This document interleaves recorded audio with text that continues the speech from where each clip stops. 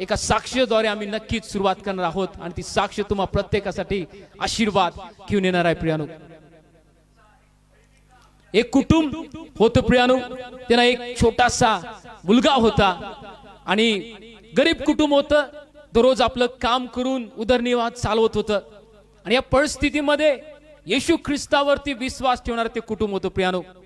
आणि काही दिवस त्याच्या जीवनामध्ये गेलेत, दररोज प्रार्थना करणं, दररोज प्रियानो त्याच्या जीवनामध्ये फॅमिली प्रेयर करणं, दररोज देवाच्या आज्ञेमध्ये चालणं, या गोष्टी त्याच्या जीवनामध्ये सुरू होत्यात प्रियानो। आणि देवाला धन्यवाद देऊन देवाचं नाव गौरव करणारं ते कुटुंब होतं। प्रत्येक परिस्थितीमध्ये परमेश्वराच्या वचनानुसार त्याच्या आज्ञेनुसार चालणार ते कुटुंब होतं। आणि प्रियानो काही दिवस गेल्यानंतर त्यांचा जो एकुलता एक मुलगा होता तो आजारी पडला आणि आजारी पडल्यानंतर डॉक्टर कडे गेलेत, औषध उपचार केला आणि मुलगा तो बरा झाला। पण परत एक 15 दिवसानं परत त्याच्या जीवनामध्ये तो आजार आला आणि परत औषध आणलं, परत तो आजारी पडला आणि असं कितीतरी वेळा ते औषध आणायचे, पण तो मुलगा थोड्या वेळ 1-2 दिवस त्याला बरं वाटणार, परंतु परत त्याच्या जीवनामध्ये तो आजार त्याचे पाठ काय तो सोडत नव्हता। त्यांनी वेगवेगळ्या डॉक्टरांना त्या मुलाच्या उपचारासाठी दाखवण्यासाठी ते घेऊन गेलेत आणि प्रियानो जेव्हा काही टेस्ट त्या लेकराच्या जीवनामध्ये केल्या आणि निदान लागलं की त्या पोराला कॅन्सर झालेला आहे। लहान मुलगा होता आणि त्याला कॅन्सर झालेला आहे। या परिस्थितीमध्ये जेव्हा ते कुटुंब जायत होतं आणि जायत असताना, प्रभू या आमच्या मुलाच्या जीवनामध्ये जे काय आजार आले तुला सर्व काही ठाऊक आहे, आमची परिस्थिती जरी बिकट असेल प्रभू, याचे उपचार करण्यासाठी जरी आम्ही किती जरी प्रयत्न केलेत आणि आमच्याकडून कदाचित ते होणार नसेल, पण आम्ही विश्वास ठेवतो माझ्या देवा की आमच्या प्रत्येक परिस्थितीतून आम्हाला तू बाहेर काढण्यासाठी सामर्थ्यवान देव आहेस। त्या कुटुंबाने प्रियानो तो बाप होता आणि दररोज ते आपल्या लेकरासाठी प्रार्थना करत होता, ती आई दररोज त्या लेकरासाठी प्रार्थना करत होती आणि म्हणते ती, प्रभू आमच्या मुखावरती जरी आज अश्रू असतील, आम्ही गरीब आहोत आणि आमची परिस्थिती जरी बिकट आहे प्रभू, पण आम्ही विश्वास ठेवतो की या प्रत्येक परिस्थितीतून आम्हाला तू बाहेर काढण्यासाठी तू समर्थवान परमेश्वर आहेस। त्या आई दररोज आणि दररोज त्या बापाच्या सांध्यामध्ये बसून आपल्या लेकरांसाठी अश्रू डाळत होती, दररोज आपल्या लेकरांसाठी ती अश्रू डाळत होती। आणि प्रियानो जग आणि जगाच्या रीतप्रमाणे गरीबाकडे लक्ष द्यायला लोकांना वेळ नसते, गरीबाकडे लक्ष द्यायला लोकांना वेळ नसते। त्या कुटुंबानं मुलाच्या उपचारासाठी आपलं एक 2 खोल्याचं जे घर होतं ते प्रियानो विकून टाकलं। उपचारासाठी प्रयत्न केलेत, परंतु त्या उपचारामध्ये त्यांना काही यश येत नव्हतं प्रियानो। पण दररोजची त्यांची प्रार्थना, दररोजची फॅमिली प्रेयर कधी चुकली नाही, दररोज त्या परमेश्वराला धन्यवाद देणं त्याच्या जीवनामध्ये कधी चुकलं नाही। घर विकायची परिस्थिती आली, त्याने प्रियानो आपलं घर विकलं आणि जंगलामध्ये जाऊन एका छोट्याशा जागेमध्ये एक झोपडी मारून तिथे ते राहू लागलेत। तिथे लाईटची सोय नव्हती, तिथं कुठले प्रियानो ज्या आमच्या घरामध्ये ज्या गोष्टी असतात त्या सोयीच्या त्या गोष्टी तिथं नव्हत्या। पण ते कुटुंब कुरकुर न करता, मनामध्ये कुठली शंका न बाळगता, मनामध्ये कुठले प्रश्न उभा न करता विकलं, मुकत हसत मुखाने त्या घरामध्ये जाऊन ते राहिलेत। दिवस सुरू होते प्रियानो, दिवस सुरू होते आणि घडलेली साक्ष आहे प्रियानो। आणि जेव्हा डॉक्टरकडे परत गेल्यानंतर डॉक्टर म्हणले की जगामध्ये या मुलाचा उपचार होणं अशक्य आहे, परंतु असा एक व्यक्ती आहे की जो याच्यावरती उपचार करू शकतो आणि त्याचं जे ऑपरेशन करू शकतो, तो व्यक्ती नक्कीच जेव्हा तुम्हाला जर भेटेल किंवा त्याच्याकडे तुम्ही घेऊन गेला तर तो मुलगा तुमचा त्यातून वाचेल। आणि तो व्यक्ती फॉरेनला राहत होता, पैसे तेवढे त्यांच्याकडे नव्हते प्रियानो। आणि जेव्हा तो व्यक्ती येण्याची ती वाट पाहत होती, पण ते अशक्य होतं, इम्पॉसिबल होतं, लाखो रुपये त्यासाठी खर्च लागणार होता आणि लाखो रुपये त्यांच्याकडे काय नव्हतं ते सगळं लेकराच्या उपचारासाठी त्यानं विकलं होतं, देऊन टाकलं होतं। राहणारं छोटंसं एक 2 खोलीचं जे घर होतं ते सुद्धा त्याने विकून टाकलं होतं। आणि प्रियानो तरी ती परमेश्वराची आशा बघणारे आणि परमेश्वराकडे नेत्र लावणारे ते कुटुंब होतं। जो व्यक्ती जगामध्ये त्या आजाराचं ऑपरेशनच्या द्वारे उपचार करू शकतो आणि ती गाठ पोटामधली कॅन्सरची काढू शकतो प्रियानो, तो व्यक्ती यांना भेटणं इम्पॉसिबल होतं. किती तर करोडो रुपये घेऊन लोक त्याच्या लाईनमध्ये तिथं असे त्याच्या हॉस्पिटलमध्ये असायची. आणि प्रियानो, या व्यक्तीपर्यंत त्याचा संपर्क काय होऊ शकला नाही. ते व्यक्ती, ते कुटुंब परंतु परमेश्वर धन्यवाद द्यायला कधी विसरत नव्हतं. जो उपचार करणारा जो कॅन्सरचा तज्ज्ञ होता प्रियानो, त्याचं कामगिरी बघून लोकांना ज्या रीतीने तो उपचार करत होता, ऑपरेशनच्या द्वारे लोकांना जो पोटातल्या गाठी काढून कॅन्सरचे जे जे काय प्रकार होते काढून तो लोकांना हील करत होता. तर प्रियानो, त्याच्या त्या गोष्टीद्वारे त्याला एक अवॉर्ड्स एका देशामध्ये मिळणार होता.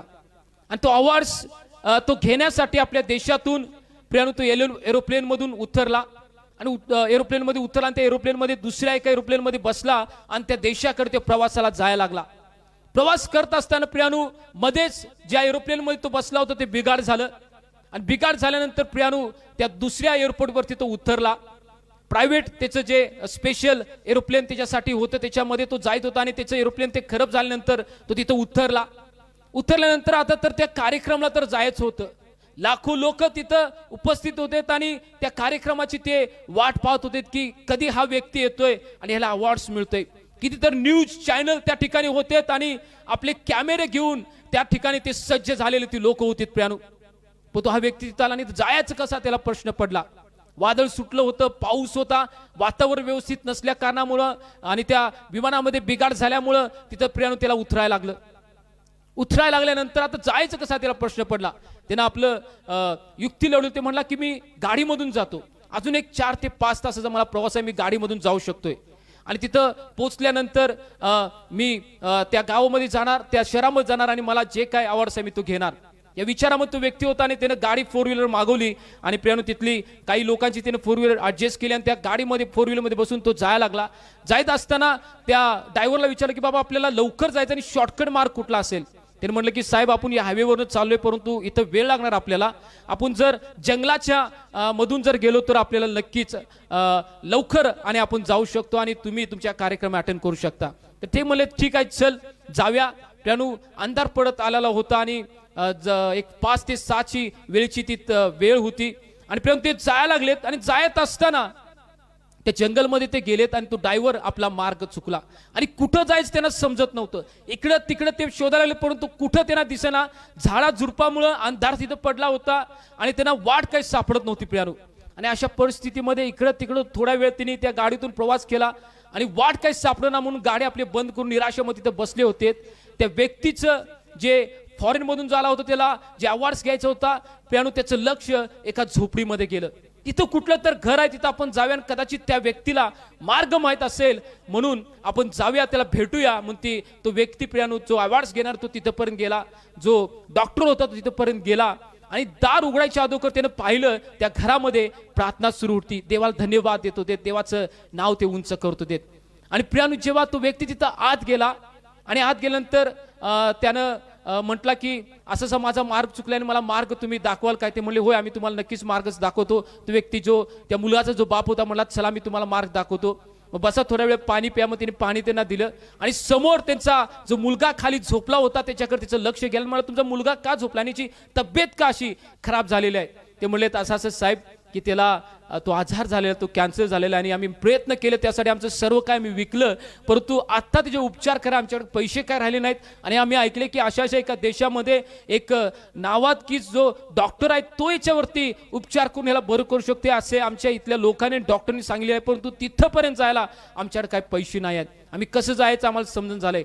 म्हणताना आमचा तो मुलगा आहे, ठीक आहे आमच्या मुलग्याला आमचा देव बरा करणार, काहीतरी मार्ग काढणार.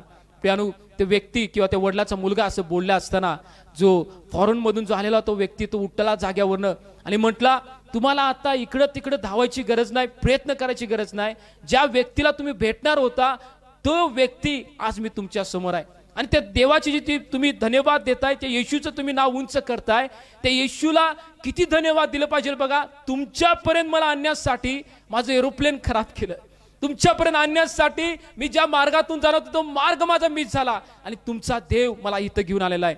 आणि प्रियानो त्यांना वेळ दिली आणि या जायचा सगळा खर्च आणि जे काही उपचार करणार होता ते सर्व काय मी म्हटलं तुमच्यासाठी फुकट देईल, तुम्ही या आणि त्या मुलाचा उपचार करतो. प्रियानो ती लोक गेलीत, काही दिवसानंतर त्याच्यावरती उपचार केला प्रियानो, आणि तो मुलगा वाचला आणि देवानं त्यांना आरोग्यदान दिलं. परमेश्वर जे योजना त्याच्या लोकांसाठी आखतो, जे लोक आपलं जीवन त्याला समर्पित करतात, परिस्थिती जरी बिकट असेल, शक्तीच्या पलीकडे, सामर्थ्याच्या पलीकडे आणि विचाराच्या पलीकडे जेव्हा असते, पण जे लोक त्याच्यावरती विश्वास ठेवतात आणि म्हणतात की हा प्रभू जे काय तू करणार ते कल्याणकारक करणार, या वचनावर त्याच्यावरती विश्वास ठेवतात. मला तुम्हाला सांगू द्या, परिस्थिती कोणतीही असू दे, त्या प्रत्येक परिस्थितीमध्ये तुमचा देव तुम्हाला भर करण्यासाठी तो सामर्थ्यवान देव आहे प्रियानो. कुठली परिस्थिती असू दे. रोमकरास याचा 8वा अध्याय आणि 28 वचन, आजचं आमचं जे वचन आमच्यासाठी एक अभिवचन असल्यासारखं आहे.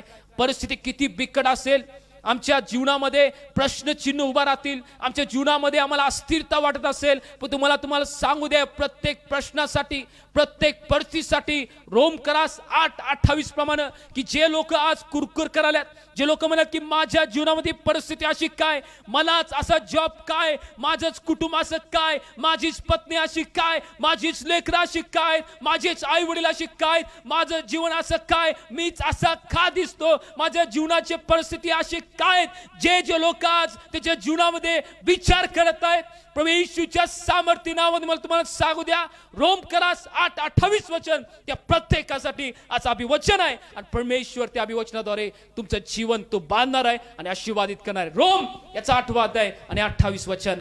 परंतु आपल्याला ठाऊक आहे की Yes. देवावर प्रीती करणाऱ्यास, म्हणजे त्याच्या संकल्पाप्रमाणे बोलावलेल्यास, देवाच्या करणीने सर्व गोष्टी मिळून कल्याणकारक होतात. वचन सांगते रोमकरास 8वा अध्याय आणि 28 वचन की त्याच्या संकल्पाप्रमाणे बोलवलेल्यास, देवाच्या करणीने, याचा अर्थ देवाच्या इच्छेने, मनुष्याच्या इच्छेने नाही, आमच्या ज्ञानाने नाही, आमच्या सामर्थ्याने नाही, आमच्या बुद्धीने नाही, कुठला माणूस आम्हाला चालवले तेच नाही. वचन सांगते की देवाच्या संकल्पाप्रमाणे बोलवल्यास, देवाच्या करणीने.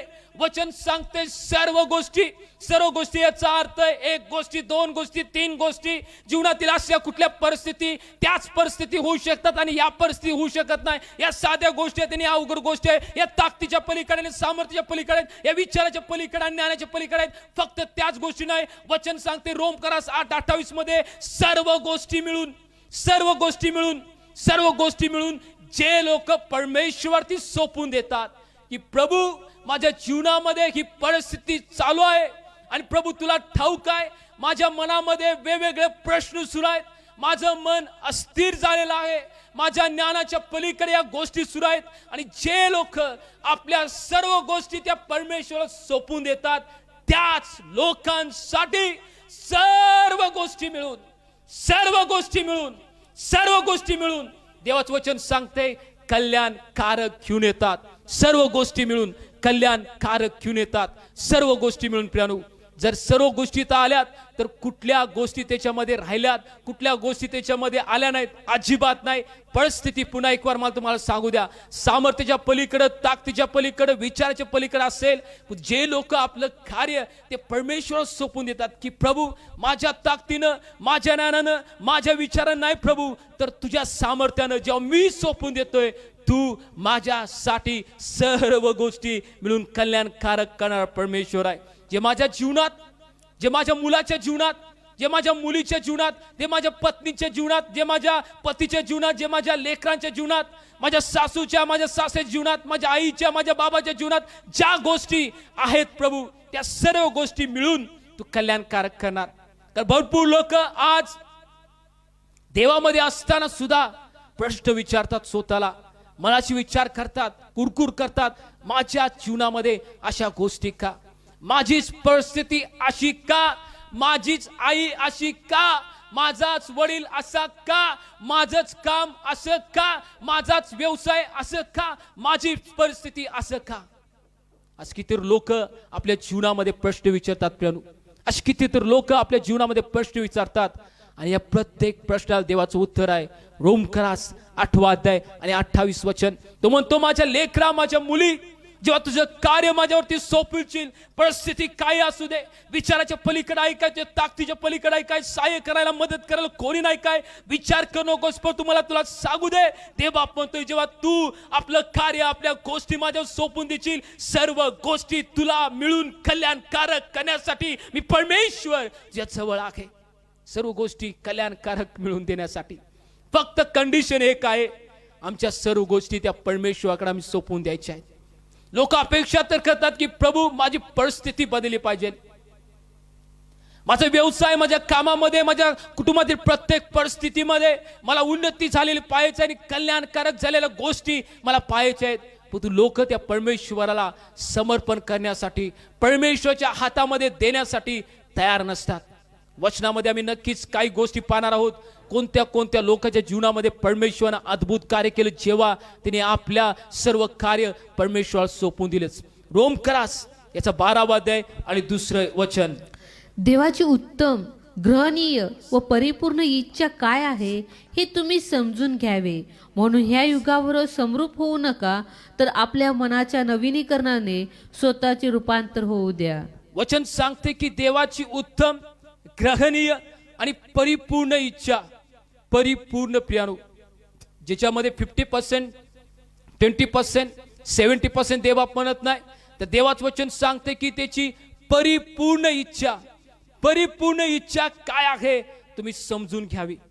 परिपूर्ण इच्छा माझ्या जीवनासाठी, माझ्या लेकरांच्या जीवनासाठी, माझ्या पत्नीच्या जीवनामध्ये, माझ्या आईच्या, माझ्या वडिलांच्या जीवनामध्ये, माझ्या सासूच्या, सासऱ्याच्या जीवनामध्ये, माझ्या कामासाठी, माझ्या व्यवसायासाठी परमेश्वराची इच्छा काय आहे हे समजून घेणं किती चांगलं आहे. जेव्हा आम्ही आमच्या विचारानं आमची परिस्थिती बदलण्यासाठी प्रयत्न करतोय, आम्ही आमच्या विचारानं आमच्या परिस्थितीच्या बाहेर यायला आम्ही प्रयत्न करतोय, प्रियानो, आम्हाला अवघड जाते आणि कधी कधी त्या गोष्टीमध्ये आम्ही अपयश ठेवतो. आणि त्या परिस्थितीमध्ये काही लोक आपलं जीवन त्याग करून, काही लोक आत्महत्या करतात, काही लोक ख्रिस्तापासून दूर जातात, काही लोक व्यसनाचारी जातात. तर प्रत्येक परिस्थिती जी परमेश्वर आमच्या जीवनातून दूर करण्यासाठी समर्थ आहे.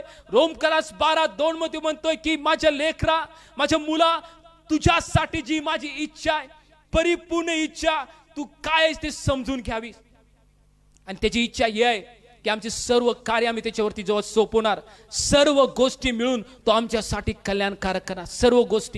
सर्व गोष्टी मिळून कल्याणकारक करणार. प्रियानो, एक व्यक्ती होता, ख्रिस्ताला ओळखणार तो व्यक्ती होता. प्रियानो, त्याचं एंगेजमेंट झाली होती आणि सुंदर पत्नी त्याला होती. प्रियानो, आणि ख्रिस्तामध्ये तो आपलं जीवन जगत होता. आणि दिल्लीच्या रोडवरती तो जात असताना, प्रवास करत असताना 2 व्हीलर वरून काही गाडीनं त्याला उडवलं. प्रियानो, आणि उडवल्यानंतर एक बाजू त्याची टोटल पॅरलाइज झाली, एक बाजूला टोटल त्याचा पक्षघात झाला, पॅरलाइज झाला आणि हॉस्पिटलमध्ये तो ॲडमिट होता.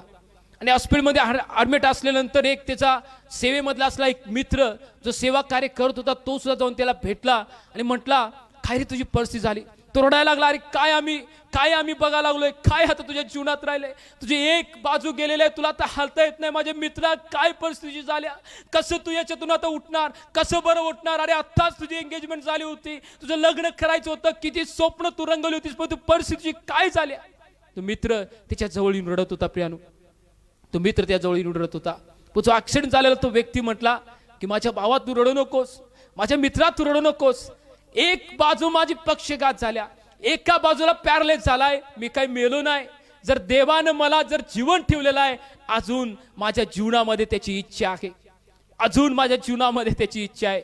तरी हे बोलणं सोपं असतंय, जेव्हा समोर त्या व्यक्ती जीवनामध्ये त्या प्रॉब्लेम्स, त्या परिस्थितीला जेव्हा तो फेस करत असतो, त्यालाच ठाऊक असते. धन्यचे लोक या प्रत्येक परिस्थितीमध्ये त्या परमेश्वर आपल्या संगती घेऊन, आपले सर्व कार्य त्याच्याकडे देऊन विश्वास ठेवतात, परमेश्वर त्याच्यासाठी कल्याणकारक करणार. ती व्यक्ती म्हटला की माझ्या भावा तू रडू नकोस, परमेश्वर माझ्यासाठी या सर्व गोष्टी घेऊन माझ्यासाठी तो कल्याणकारक करणार आहे.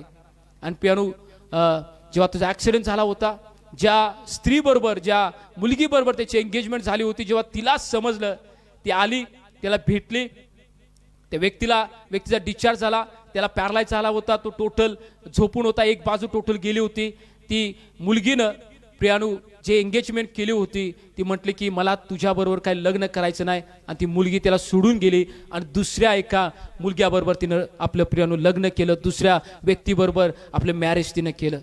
हे मुलगा अगोदरच खचलेला होता. त्याच परिस्थितीमध्ये परत एंगेजमेंट झाल्या असताना ती व्यक्ती सुद्धा प्रियानू तिला सोडून गेली, तिची पत्नी जी होणार होती तिला सोडून घेतली आणि हृदय खचलं. त्यांनी म्हटलं की नाही प्रभू, रोम 8:28 जे काय तू माझ्या जीवनामध्ये करणार ते कल्याणकारक करणार आहेस. दिवस जायत होते, वेळ जायत होते, या व्यक्तीचं देवावरती विश्वास कधी कमी झाला नाही, या व्यक्तीचं आज्ञापालन कधी यानं कमी केलं नाही. आपलं लक्ष ते परमेश्वराकडे नित्य लावणारा व्यक्ती, नित्य त्या परमेश्वर सांध्यामध्ये बसून परमेश्वराकडे आपला हात पसरणारा व्यक्ती तो होता. प्रियानू दिवस जायला लागलेत, तो व्यक्ती हळूहळू उठायला लागला. प्रियानू तो व्यक्ती व्यायाम करायला लागला. तो व्यक्ती जो फिजिओथेरपी होते ते आले, त्याला व्यायाम द्यायला लागला, तो फिरायला लागला. प्रियानू हळूहळू जो पॅरालाइज झाला होता प्रियानू तो व्यक्ती पूर्ण व्यवस्थित टोटली बरा झाला, टोटली हील झाला. आणि हील झाल्यानंतर प्रियानू दुसऱ्या एका मुलगीशी, सुंदर पहिली जी होती तिच्यापेक्षा सुंदर मुलगीशी, आध्यात्मिक स्ट्रॉंग मुलगी, देवाची सेवा करणारी व्यक्ती, तिच्याबरोबर या व्यक्तीचं लग्न झालं. प्रियानू आणि तो देवाचा सेवक म्हणून आज भारतभर देवाची सेवा तो करत आहे. प्रियानू आपली परिस्थिती बघून तो रडायला लागला नाही, आपली परिस्थिती बघून तो कुरकुर केला की प्रभू ही माझी परिस्थिती अशी का, माझ्या जीवनामध्ये का, त्या शेजाऱ्याच्या जीवनामध्ये का नाही, त्याच्या जीवनामध्ये काय नाही, तिच्या जीवनामध्ये काय नाही, तर प्रभू माझ्या जीवनात का, त्याने कुरकुर केली नाही. प्रियानू त्याने आपले अश्रू ढाळले नाहीत, अश्रू त्याने ढाळलेत की प्रभू धन्यवाद की मला तू मारलं नाहीस, माझं जीवन संपलं नाही तरी मला तू जीवन ठेवलंस, मग धन्यवाद देतो. त्या भावाच्या जीवनामध्ये मिराकल्स झालं, उठून चालायला लागला, देवाने त्याला हील केलं. त्याच्या जीवनामध्ये त्याने अद्भुत गोष्टी पाहिल्या. तो देव त्या लेकराला सोडलं नाही. तो भाव पुन्हा एक वार सांगतो प्रियानू, भारतामध्ये आज देवबाप त्याला आणि त्याच्या पत्नीला वापरून घेत आहे, मुलं त्याला झालीत, आज चांगलं जीवन ते जगत आहेत. प्रियानू चांगलं जीवन ते जगत आहेत. परमेश्वर त्याच्या लोकांना कधी सोडणार नाही. सर्व काय मिळून कल्याणकारक गोष्टी होणार. आज ज्याच्या लोकांचं जीवनामध्ये पतीविषयी घेऊन जे लोक डाऊट झालेत की प्रभू, जे लोक रडत आहेत रात्रीच्या वेळेमध्ये आपल्या बेडवरती असताना, ते आशीर्वाद की प्रभू माझ्या जीवनामध्ये माझा पती असा का वागत आहे, माझ्या जीवनामध्ये माझी सासू अशा रीतीने का वागत आहे, मी एवढं चांगलं वागते परंतु प्रभू का माझ्या जीवनामध्ये का असा जे लोक आज विचार करतायत, मला तुम्हाला सांगू द्या, जे आपलं सर्व कार्य तुम्ही त्या परमेश्वर समर्पित करताय, आपल्या सर्व गोष्टी त्या परमेश्वर समर्पित करताय. रोम 8:28 प्रमाणे मी तुम्हाला सांगतो प्रभू येशूच्या सामर्थ्य नावामध्ये येत्या दिवसामध्ये तुमचा पती, तुमची पत्नी, तुमचे जे लोक तुम्हाला वाटतात की याच्यामुळे मला त्रास होतोय, या परिस्थितीतून मी बिकट जात आहे, ती प्रत्येक परिस्थिती येशूच्या नावामध्ये बदललेली तुम्ही पाहिल्याशिवाय राहणार नाही. प्रियानू येशूच्या नावामध्ये जे लोक आज स्वीकारते की प्रभू रोम 8:28 प्रमाणे जे काय माझ्या जीवनामध्ये तू करणार आहेस, जे काय माझ्या व्यवसायामध्ये तू करणार आहेस, जे काय माझ्या कामामध्ये करणार आहेस, जे काय माझ्या मुलाच्या, माझ्या मुलीच्या, माझ्या पत्नीच्या, माझ्या आईच्या, माझ्या बाबाच्या जीवनामध्ये जे काय तू करणार आहेस प्रभू, ज्या परिस्थितीमध्ये आम्ही आहोत, ती परिस्थिती ज्या परिस्थितीमध्ये आम्हाला तू ठेवलेला आहेस, त्या प्रत्येक परिस्थिती आम्हाला कल्याणकारक गोष्टी घेऊन येणार आहेत. मी तुझ्यावरती विश्वास ठेवतो प्रभू, तर प्रत्येक गोष्टी तुम्हाला मिळून कल्याणकारक करणार आहेस. पुढे वचन तिथं सांगते, या जगाबरोबर तुम्ही समरूप होऊ नका. रोमकारास 12:2 मध्ये या जगाबरोबर तुम्ही समरूप होऊ नका. कारण जग आजपर्यंत जे आम्ही जगाला पाहतोय, जगामध्ये निगेटिव्ह गोष्टी जेव्हा लोकांच्या जीवनामध्ये घडतात, आजारपण येते, समस्या येतात, कामामध्ये, व्यवसायामध्ये जेव्हा ते फ्लॉप जातात, जीवनामध्ये, कुटुंबामध्ये भांडणं सुरू असतात, वेगवेगळे प्रश्न सुरू असतात, हे जग काय करतंय, कोण व्यसनाच्या आहारी जाते, कोण आपल्या सर्व गोष्टी बंद करून कोण आत्महत्या करते. ते बाप म्हणतोय माझ्या लेकरा, माझ्या मुली, जगाबरोबर समरूप होऊ नको. या जगाबरोबर समरूप होण्याला मी तुला निवडलं नाही. या जगाबरोबर तू वाहून जावंस, या जगाबरोबर गोष्टीमध्ये तू गुंतून आपलं जीवन संपवस, कुठल्या तर व्यक्तीला समोर त्याच्या जीवनामध्ये झालेल्या गोष्टी बघून तू सुद्धा आपलं जीवन संपवस, म्हणून मी तुला निवडलं नाही.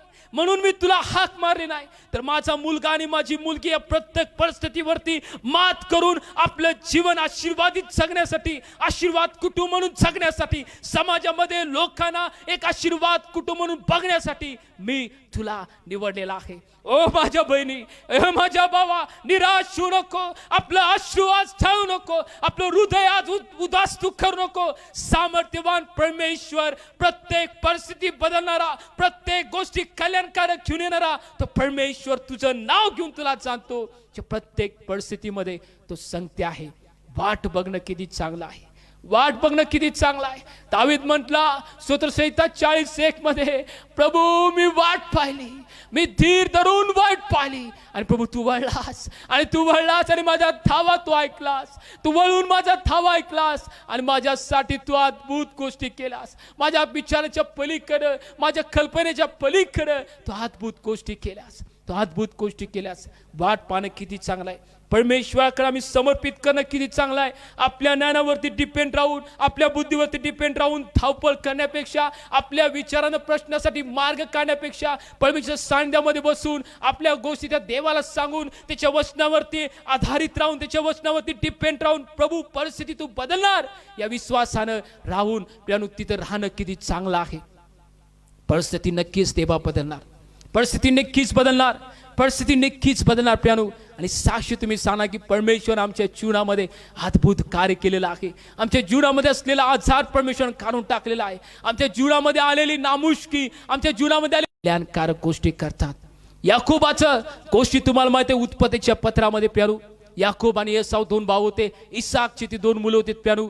आणि जर याकोबाविषयी जो आम्ही अभ्यास करतोय, आपल्या स्वतःच्या ज्ञानानं आणि बुद्धीनं आशीर्वाद मिळवायचा प्रयत्न केला, ज्येष्ठत्वाचा हक मिळवायचा प्रयत्न केला, आपल्या भावाकडून एक वरण देऊन, एक प्रियानो एक छोट्याशा गोष्टी देऊन त्याच्याकडून आशीर्वाद घेण्यासाठी त्याने प्रयत्न केला. आपल्या आईचं ऐकून, आपल्या वडिलांना पसवून आशीर्वाद घेण्यासाठी प्रयत्न केला, पण तो आशीर्वाद झाला नाही प्रियानो. आज आमच्या ताकदीनं, आमच्या बळानं, आमचं ज्ञान बुद्धी वापरून, आमच्या विचारानं, आमचे टॅलेंट वापरून, काय लोकांचं ऐकून आम्ही जेव्हा प्रियानो धावत असतोय, पळत असतोय, आम्ही प्रयत्न करत असतोय, किती लोक त्याच्यामध्ये यश मिळेल, किती लोक त्याच्यामध्ये अपयश होतील प्रियानो, ही गोष्ट बघण्याची महत्वाची आहे. कितीतर लोक जेव्हा अपयश होतात, निराश होतात आणि आपलं जीवन संपवतात, निराशेच्या पोटी आपलं स्वतःचं जीवन संपवतात, आपल्या कुटुंबाचं जीवन संपवतात. याकोब आपल्या जीवनामध्ये तसा होता. आणि जेव्हा त्याला समजलं की आता मी माझ्या भावाला फसवलंय, आता भाऊ मला मारणार, मला काय ठेवणार नाही, यासावनं बोलवलं. यासावनं म्हणलं इकडे ये, आता जे काय केलेस बाबा, आता तुझा भाऊ तुला ठेवणार नाही, फसवून त्याचा आशीर्वाद तू घेतलास, तुला काय ठेवणार नाही, जा इथून लवकर. आपला जो मामा आहे लाबान, त्या लाबानकडे तू जा, तिथं तू राहा, इकडे काय परत येऊ नकोस. तुझ्या परिस्थितीपासून तू पळून जा, त्या परिस्थिती समोर आल्या त्यापासून पळून जा, मृत्यू तुला आज येणार आहे त्यापासून पळून जा. प्रियानो इसाकचा ऐकला आणि तो गेला. कधी कधी आमचं जीवन असं होतंय, लोक आम्हाला ऍडवाइस देतात की अरे तुझी परिस्थिती आता बिकट झाल्या, तुझ्या घरामध्ये गोष्टी अशा आहेत. आणि विशेष करून तरुण तरीला मी सांगू दे, येशूच्या नावामध्ये जे काय तुमच्या जीवनामध्ये ज्या गोष्टी सुरू आहेत, त्या गोष्टीपासून पळण्यापेक्षा, त्या गोष्टीपासून दूर जाण्यापेक्षा, त्या गोष्टीला न फेस करता हत्यार टाकण्यापेक्षा, येशूच्या सामर्थ्य नावामध्ये जेव्हा तुम्ही उभा राहताय, त्या देवाकडे तुम्ही मार्गदर्शन मागताय, आपलं जीवन जेव्हा त्याला समर्पण करताय, प्रत्येक परिस्थितीतून बाहेर काढण्यासाठी येशू सामर्थ्यवान देव आहे.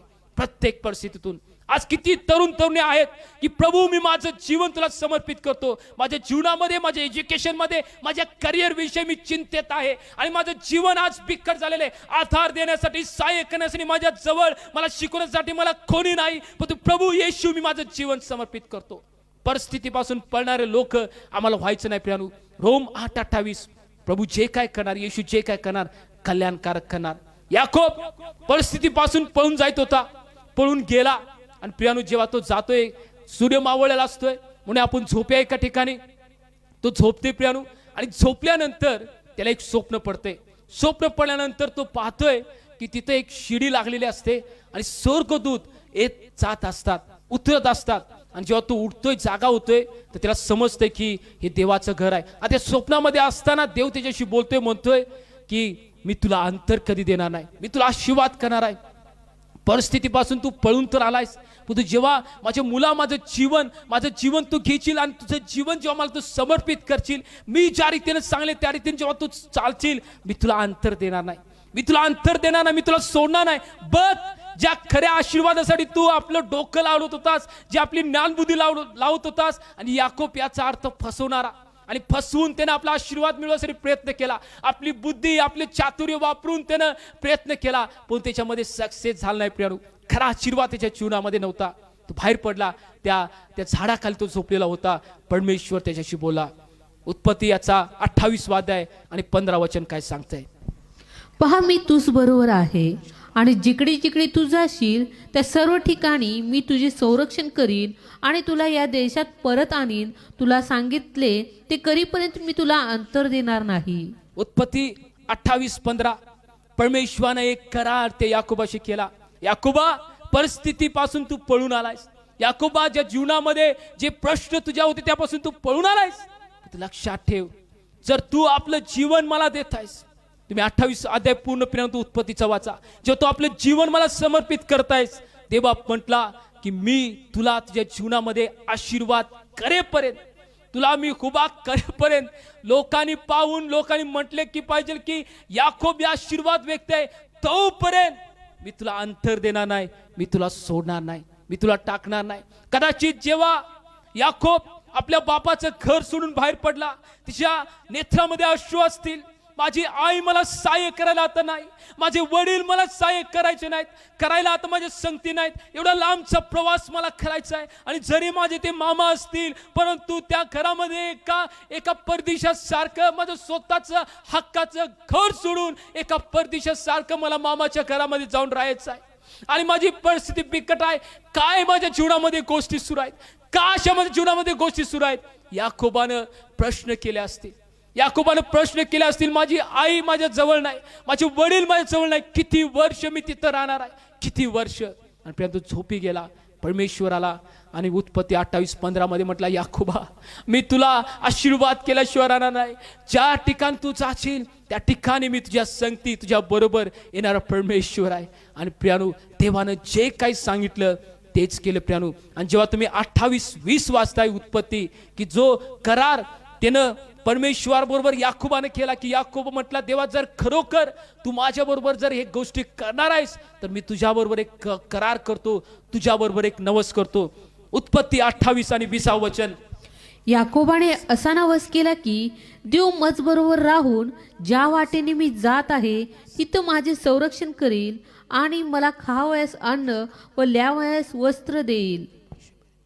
याकोब म्हटला की प्रभू, होय, आतापर्यंत माझ्या ताकदीने पळत होतो राजा, मी आता माझी जी बुद्धी मी स्वतःला लेशाने समजत होतो, त्या ज्ञानाच्या द्वारे मी माझा आशीर्वाद मिळण्यासाठी प्रयत्न केला, त्या ज्ञानाच्या द्वारे मी स्वतः कसा आशीर्वादित होऊन यासाठी मी प्रयत्न केला, परंतु प्रभू मी त्यात अपयश झालो. मला स्वतःचं घर सोडायची वेळ माझ्यावरती आली. माझं बाबाचं घर, माझ्या आईचे घर, माझ्या आईची जी माया होती त्याला मी मुकलो आणि आता मी पळून आलोय. काय प्रियानू, ज्या गोष्टी भूतकाळामध्ये तुम्ही केलेल्या आहात, ताबा साखा यंदेरे आधाराबा, ज्या लोकांनी आपल्या जीवनामध्ये काही भूतकाळ गोष्टी केलेल्या आहेत, ज्याच्यामुळे त्यांच्या जीवनामध्ये त्यांना अपयश आज मिळत आहे. त्याच्या जीवनामध्ये ज्या चुकीच्या गोष्टी जेव्हा त्यांनी भूतकाळामध्ये केलेल्या आहेत, लग्नाच्या अगोदर ज्या लोकांनी आपल्या जीवनामध्ये चुकीच्या गोष्टी केलेल्या आहेत, आणि आज ते निराशामध्ये आहेत, आणि आज त्या गोष्टीमुळे त्यांना त्रास होत आहे.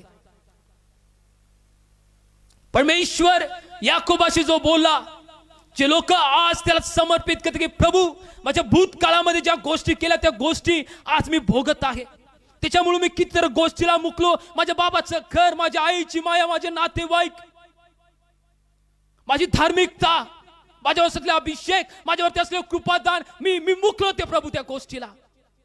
पण तो आज याकोबाप्रमाणे जे लोक परमेश्वराबरोबर एक करार आणि एक नवस करतात की प्रभू, मी माझं जीवन समर्पित करतो, मी माझं जीवन समर्पित करतो. ज्या काय गोष्टी माझ्या आजूबाजूला सुरू आहेत, आतापर्यंत मी कुरकुर केली, आतापर्यंत मी बोललो, आतापर्यंत मी त्याच्याविषयी मी प्रश्नचिन्ह उभा केले, माझं मन मी अस्थिर केलं, माझे विचार मी अस्थिर केले, माझं हृदय अस्वस्थ झालं होतं, माझ्या जीवनातून शांती निघून गेली होती. याकोबाने जो करार केला, प्रभू मी आज करार करतो की राजा, माझं जीवन पुन्हा एक वार नव्याने मी समर्पित करताय. भूतकाळामध्ये केलेल्या प्रत्येक गोष्टी मी त्या विसरून एक नव्यानं आज सुरुवात करत आहे. याकोबानं त्या ठिकाणापासून एक नवीन सुरुवात केली. वचन जर पुढे वाचला प्रिय, वचन सांगते की याकोबानं तेल घेतलं, एक तिथला धोंडा घेतला, एक दगड घेतला आणि त्याला त्यानं अभिषेक केला आणि त्या ठिकाणाने त्यानं नाव दिलं बेथेल. याचा अर्थ देवाचं घर. त्याचं नाव वेगळं होतं, त्या शहराचं नाव वेगळं होतं, त्या गावाचं नाव वेगळं होतं. पण तू याकोबानं तिथला एक दगड घेऊन त्याला अभिषेक केला आणि म्हटला की हे बेथेल आतापासून देवाचं घर आहे. ज्या व्यक्तीनं आपल्या आई वडिलाच्या घरातून सुरुवात केली होती, अपयशामध्ये, निराशामध्ये, आपल्या बुद्धीच्या द्वारे, आपल्या ज्ञानाच्या द्वारे, फसवणूकद्वारे आशीर्वाद होण्यासाठी प्रयत्न केला, पण तू ज्या चुकीच्या गोष्टी केल्या त्याच्यामुळे आपलं घर सोडायला आला, घर सोडला, पळून आला, बाहेर आला आणि जेव्हा तो देवाच्या ठिकाणी आला, आपलं जीवन नव्यानं त्यानं समर्पित केलं. आपली सुरुवात तिथं त्यानं नव्यानं सुरुवात केली की प्रभू जर तू मला आशीर्वाद करणार आहेस, मी आज तुझ्याबरोबर करार करतो. मी आज नवस करतो की प्रभू इथून पुढे असलेले प्रत्येक माझे क्षण, इथून पुढे असले माझे प्रत्येक निर्णय तुझ्या इच्छेच्या विरुद्ध कधी नसणार. कारण जे काही तू करणार, जरी माझ्या ज्ञानाच्या पलीकडे, बुद्धीच्या पलीकडे जरी मला ते अवघड वाटत असतील, पण तू राजा सर्व काही मिळून तू कल्याणकारक करणार परमेश्वर आहेस. सर्व काही मिळून. ज्या बहिणीने आपल्या जीवनामध्ये चुकीचा निर्णय घेतल्यामुळं त्यांना घरदार सोडायला लागलेला आहे, येशूच्या सामर्थ्य नावामध्ये मला तुम्हाला सांगू द्या, जे लोक आज समर्पण करतात की प्रभू मी नव्यानं सुरुवात करत आहे, माझ्या घरातून मी बाहेर पडलो, माझा शारीरिक बाप जो होता त्याच्यातून मी बाहेर पडलो आणि आज माझे नातेवाईक आणि सगळ्या गोष्टी मी मुकलेला आहे, पण तू आज मी माझं जीवन समर्पित करताय, मी तुझ्या घरापासून मी सुरुवात करताय. आणि परमेश्वर त्या प्रत्येक बहिणीला, प्रत्येक भावाला परमेश्वर अभिवचन देत आहे, माझ्या लेकरा उत्पत्ती 28:15 प्रमाणे या सर्व गोष्टी तुझ्या जीवनामध्ये मी आशीर्वादाच्या केल्याशिवाय मी तुला अंतर कधी देणार नाही, मी तुला कधी सोडणार नाही. परिस्थितीच्या ताकदीच्या पलीकडे, विचाराच्या पलीकडे असू दे, पण सगळ्या गोष्टी मी तुला जुळवून आणणार. आणि प्रिय दाविदानं, याकोबानं सुरुवात केली. साध्या गोष्टी नव्हत्या, सिंपल गोष्टी नव्हत्या, पर राज्यामध्ये जाऊन, पर गावामध्ये जाऊन तिथं राहणं आणि सगळ्या गोष्टी करणे. जरी त्याचा मामा तो होता, पण तो प्रियारू दैहिक स्वभाव जे माणसं असतात, भरपूर गोष्टी फेस करायला लागतात. प्रियारू भरपूर गोष्टी फेस करायला लागतात. पुढे वचन काय सांगतंय, उत्पत्ती याचा 29वा अध्याय आणि जर 30वा अध्याय जर तुम्ही वाचताय प्रियारू, तो आपल्या मामाकडे जातोय.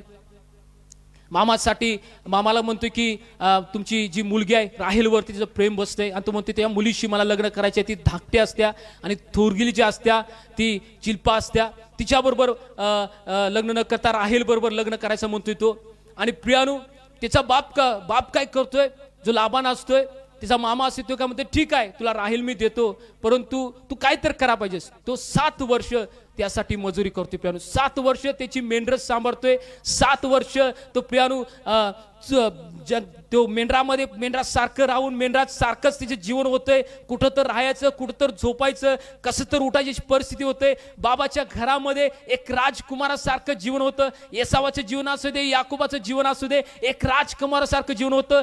नोकर चाकर तिथं होते, सगळं चांगलं होतं, चांगले कपडे होते. एक हाक मारल्यानंतर लोक येत होती, एक हाक मारल्यानंतर समोर जेवण येतं, सगळ्या गोष्टी येत होत्या. पण त्या गोष्टी सोडून हा एक मेंढपाळ झाला, डोंगरामध्ये फिरणारा हा मेंढपाळ झाला, कुठेही झोपणारा, कुठेही मिळेल तिथं खाणारा, कुठल्याही प्रियानू नदीचं पाणी पिणारा, ओढ्याचं पाणी पिणारा, विहिरीचं पाणी पिणारा तो व्यक्ती झाला.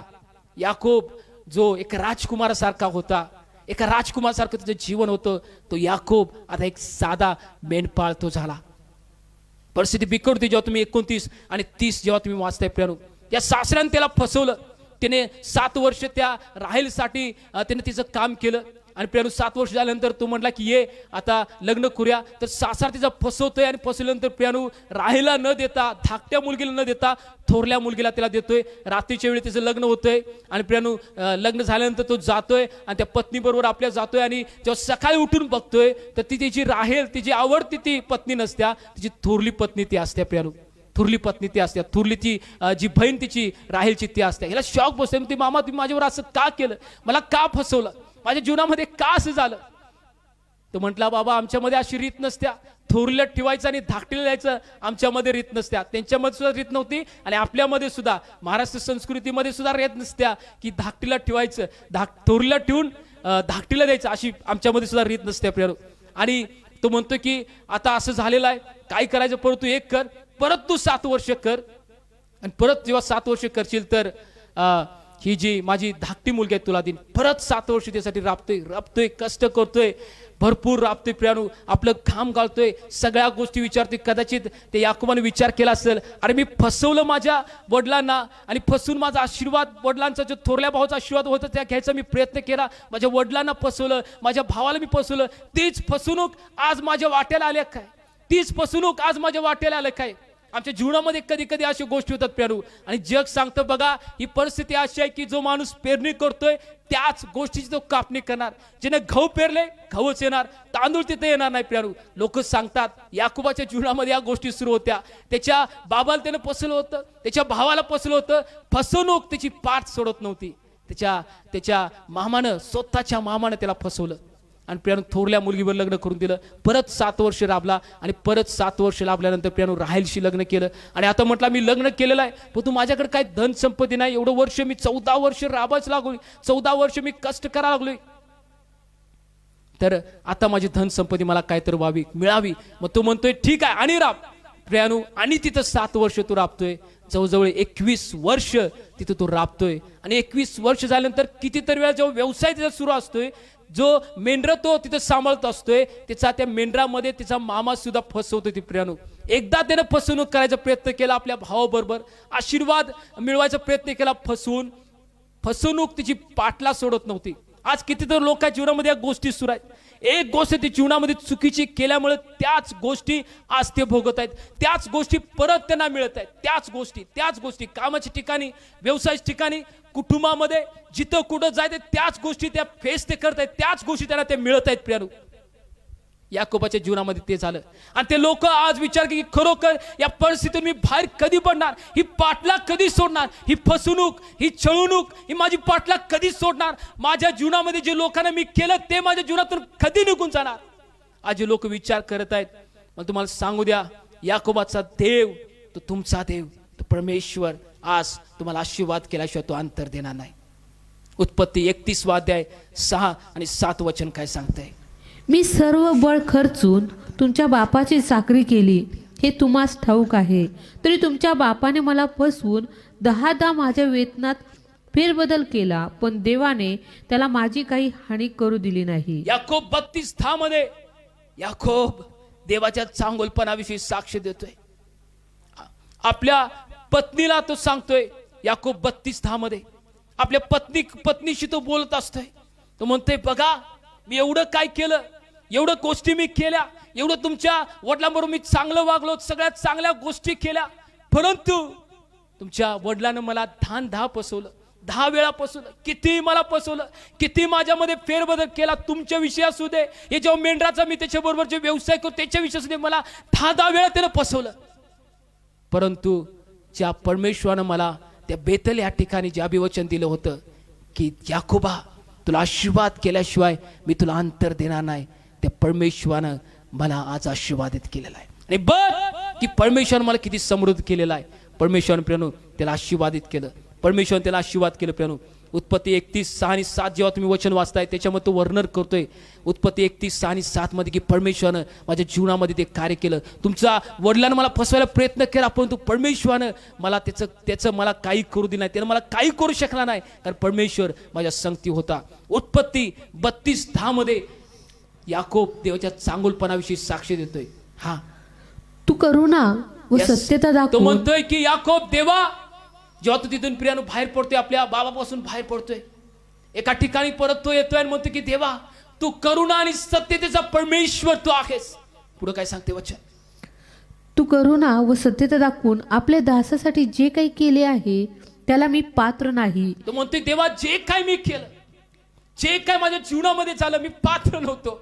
मी फसवणारा व्यक्ती, मी पापामधला व्यक्ती, लोकांना फसवून आशीर्वाद मिळवण्यासाठी मी प्रयत्न केला. या सर्व गोष्टी आज माझ्या जीवनामध्ये त्या उभं केण्यासाठी त्याचा मला अधिकार नसावा, मी त्यासाठी योग्यतेच नव्हतं, मी पात्र नव्हतो ना माझ्या देवा. पुढे काय म्हणतोय तो? मी फक्त आपली काठी घेऊन ही यार्देन उतरून गेलो होतो आणि आता माझ्या 2 टोळ्या झाल्या आहेत. तो म्हणतोय की देवा, हे यार्देन उतरून बाबाच्या घरातून जे पडलो होतं ना, बाबाला फसवलं होतं की सर्व आशीर्वाद मला पाहिजे, ज्येष्ठत्वाचा हक मला पाहिजे. ज्येष्ठत्वाचा हक म्हणजे प्रियानू, जी संपत्ती त्याचं डबल त्या थोरल्या मुलगाला मिळायचं. पण तू जेव्हा तो बाहेर पडला, काही घेऊन गेला नाही सांगते. फसवून घेतलेला ज्येष्ठत्वाचा हक असू दे, बाबाला फसवून घेतलेला आशीर्वाद असू दे, काही संगती घेऊन पडला नाही. एक काठी घेऊन बाहेर पडला.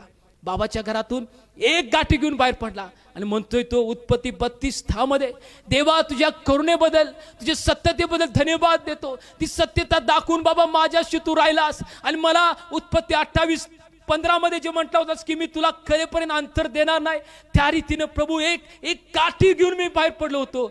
आज माझ्या 2 टोळ्या झालेल्या आहेत. मला तू समृद्ध केलेला आहेस. माझ्या व्यवसायामध्ये, माझ्या मुलांच्या जीवनामध्ये, मला पत्नी देऊन, मला लेकरं देऊन मला तू समृद्ध केलेला आहेस बाप्पा. एक काठी घेऊन मी बाहेर पडलो होतो.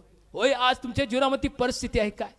आज जे तुम्ही गमावलेलं आहे तुमच्या भूतकाळामुळं, परमेश्वर प्रभू येशूच्या सामर्थ्य नावामध्ये मला तुम्हाला सांगू द्या, जर आज तुम्ही परमेश्वरवर एक करार करतात की प्रभू आज मी तुझ्याबरोबर एक करार करतो, एक नवस करतो की प्रभू मी माझं जीवन नव्यानं तुला समर्पित करताय. मी कुरकुर करणार नाही माझ्या परिस्थितीविषयी. ज्या काही गोष्टी माझ्या जीवनामध्ये सुरू आहेत त्याच्याविषयी मी कुरकुर करणार नाही. जे काय करणार तू कल्याणकारक करणार. जे काय तू करणार कल्याणकारक करणार.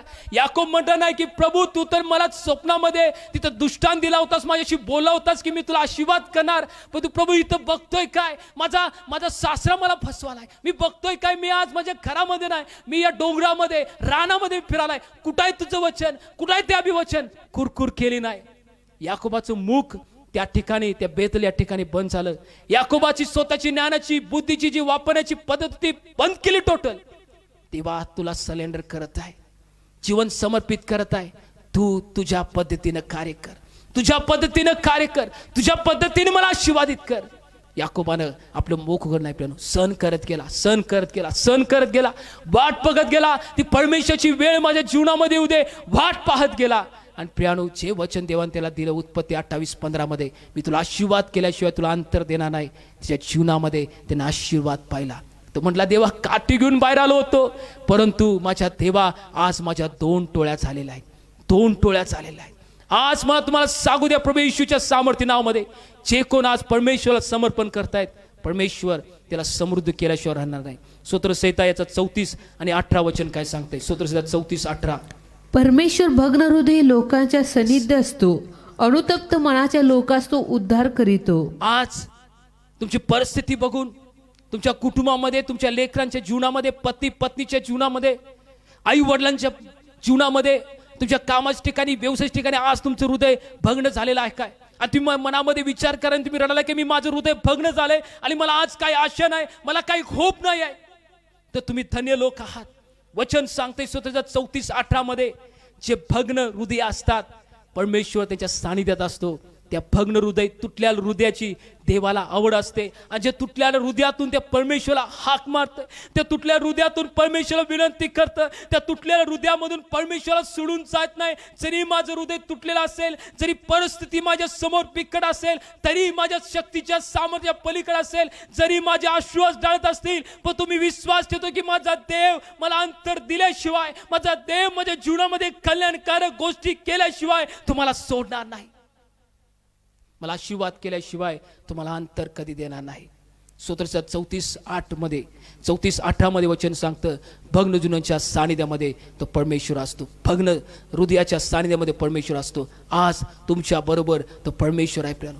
आज तुमच्या बरोबर तो परमेश्वर आहे. एका व्यक्तीला, एका तरुणाला मी ओळखतो, जेव्हा ख्रिस्ताला त्याने स्वीकार केला, त्याच्या जीवनामध्ये, त्याच्या कुटुंबामध्ये परिस्थिती बिकट होती. आणि बिकट परिस्थितीमध्ये जेव्हा इतर ख्रिस्ती तरुण तरुणीला तो बघायचा, इतर ख्रिस्ती कुटुंबाला जो बघायचा, म्हणायचं प्रभू माझी परिस्थिती अशी का, माझ्या वाट्याला माझे आई वडील अशी का, माझ्या वाट्याला माझं कुटुंब असं का, माझ्या वाट्याला माझी ही परिस्थिती अशी का प्रभू. प्रभू करतो रडायचा, प्रभू जेव्हा त्याला वचनातून धीर द्यायचा, प्रियानो त्या वचनावर तो विश्वास ठेवायचा, त्या वचनाच्या हिशोबानं आपलं जीवन तो जगत होता, त्या आज्ञा पाळणारं तो आपलं जीवन जगत होता. इतर लोकांनी जेव्हा तो बघायचा, इतर ख्रिस्ती लोकांनी जेव्हा बघायचा, ती लोक आपल्या जीवनामध्ये आनंदित असायची, आपल्या जीवनामध्ये चांगलं घरदार त्यांना असायचं, आई शिक्षित असायचे, वडील शिक्षित असलेले. ह्या पोराचं जे कुटुंब असायचं, आड्याने आई वडील, कुटुंबामध्ये प्रियानो छोटंसं घर आणि परिस्थितीचे बिकट होते. जेव्हा इतर लोकांना, ख्रिस्ती लोकांना तो बघायचा आणि त्याच्या मनामध्ये तिचं हृदय तुटायचं, तो रडायचा, तो आक्रोश करायचा.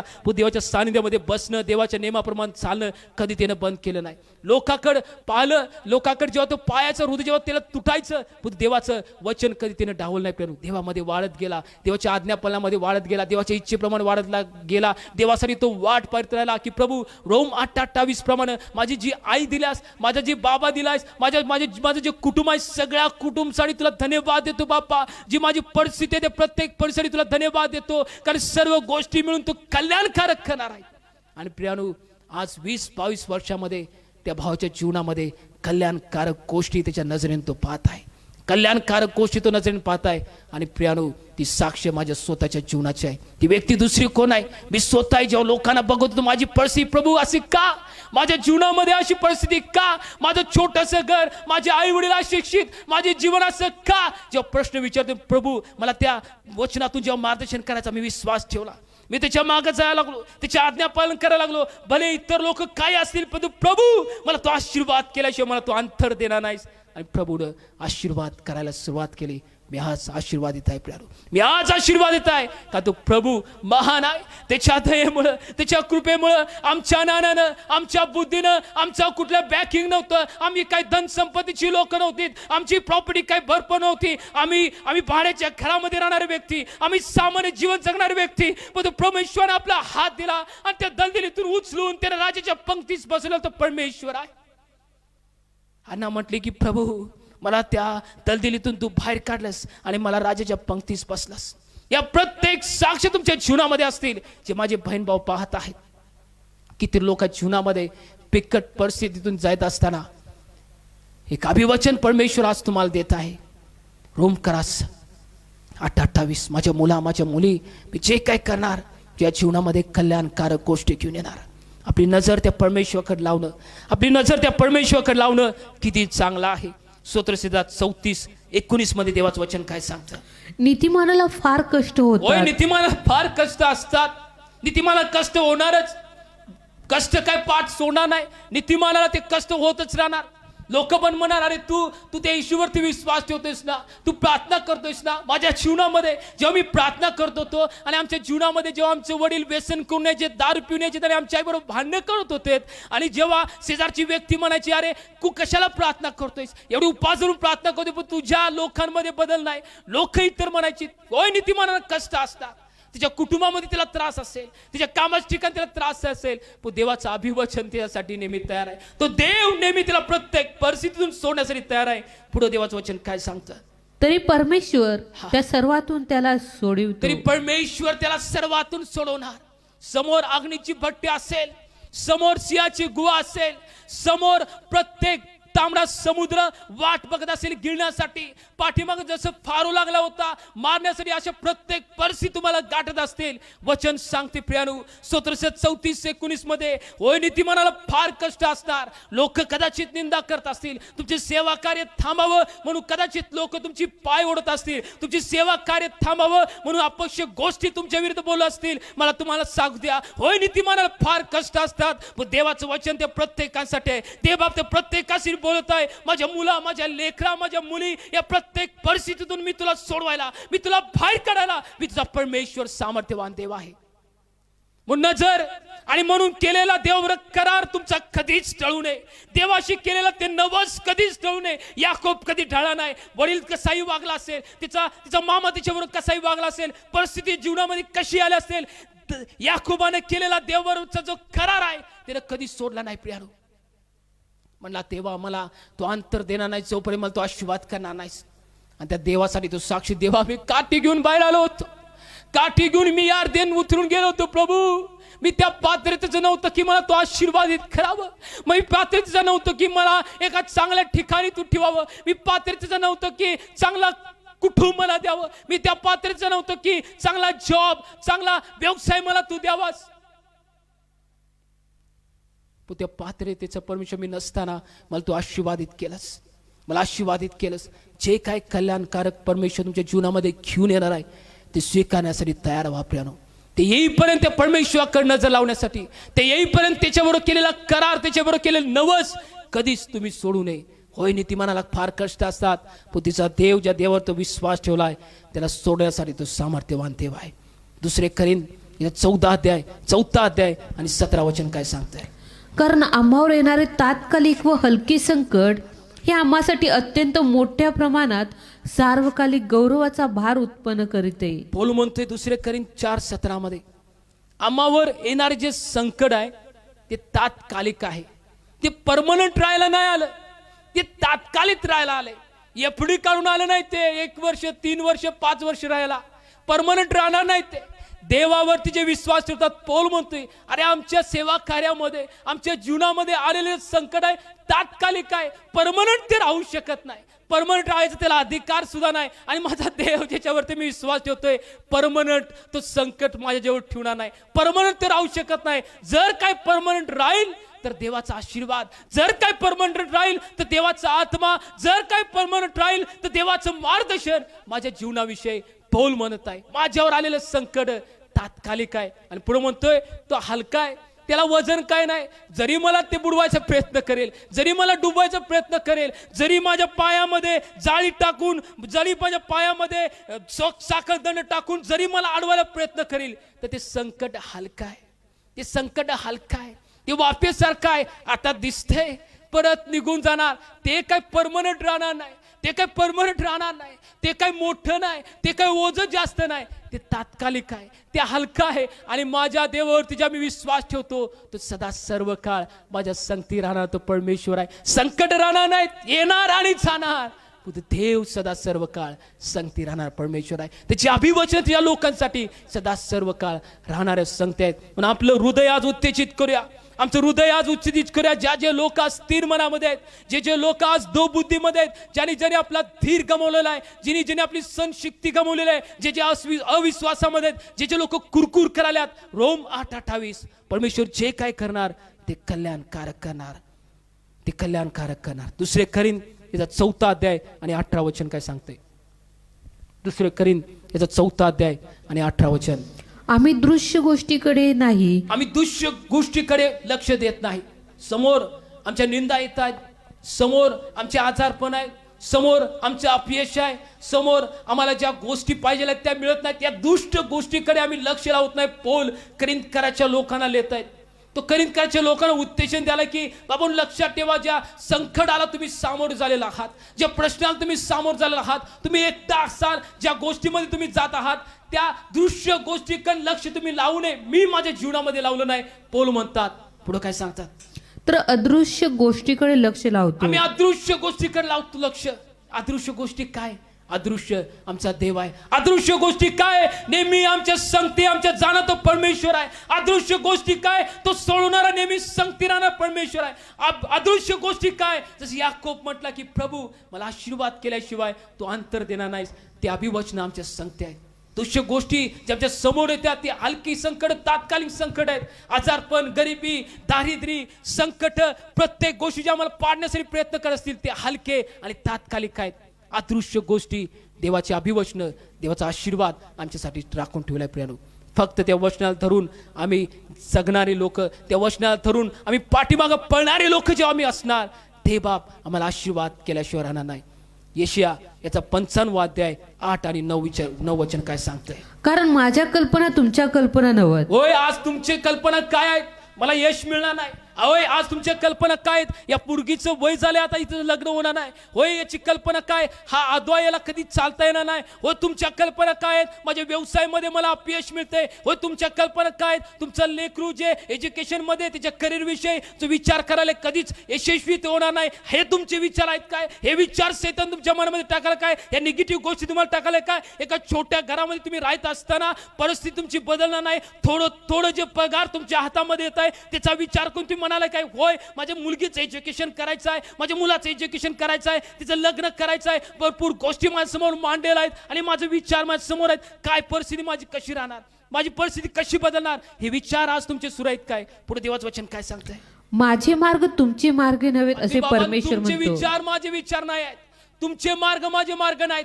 आमचे मार्ग, मनुष्याचे मार्ग काय, लोकांना फसून पाठीमागं पळवायचं. याकोब जसा फसवला आणि पळून आला, त्या मार्गातून तो धावणार व्यक्ती. आमचं जीवन कदाचित असं असेल, आमचे जीवन असं कदाचित असेल, ज्या ठिकाणी मनुष्याचे विचार, ज्या ठिकाणी मनुष्याचे मार्ग संपतात, परमेश्वर त्या लोकांसाठी मार्ग करणारा तो देव आहे. योहान 14:6 मध्ये वचन सांगते, येशू ख्रिस्त मार्ग आणि सत्य आणि जीवन आहे. ज्या ठिकाणी आमचे मार्ग, आमचे विचार संपतात, तो परमेश्वर त्या ठिकाणी नवीन मार्ग तयार करणारा तो परमेश्वर आहे.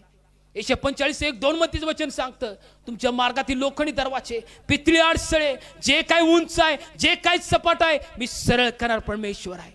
होय, 55:8 आणि 9 मध्ये देवाचं वचन सांगतं की तुमचे मार्ग माझे मार्ग नव्हत, तुमच्या कल्पना माझ्या कल्पना नव्हत. पुढे काय सांगते वचन?